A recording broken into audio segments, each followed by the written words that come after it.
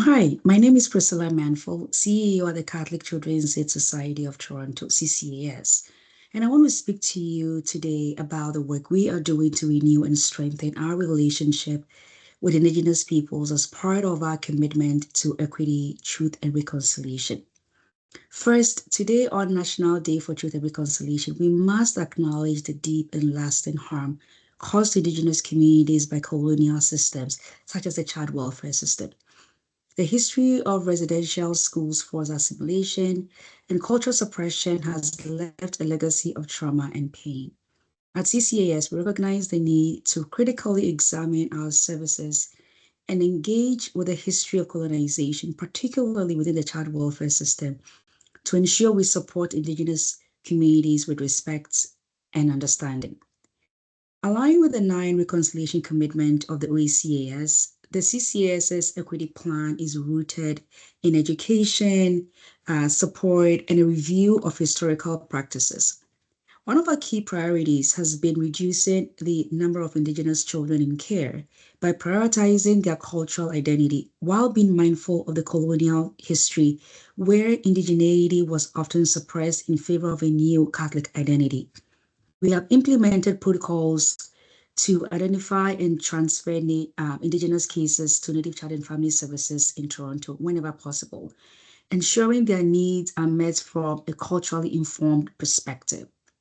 To date, we have successfully transitioned over 50% of Indigenous children and youth and 75% of families to Native Child and Family Services, with more planned transfers. We also provide financial and human resources to Native Child and Family Services to support these transitions, recognizing the intersectionality of Indigenous service recipients' identities. The Being an Ally training has been made mandatory for our staff who work with Indigenous children, youth, and families, and we continue to expand this training to our staff and caregivers. This training serves as a critical foundation for ongoing discussions about our Indigenous commitments, ensuring that our staff and caregivers are aligned with our goals.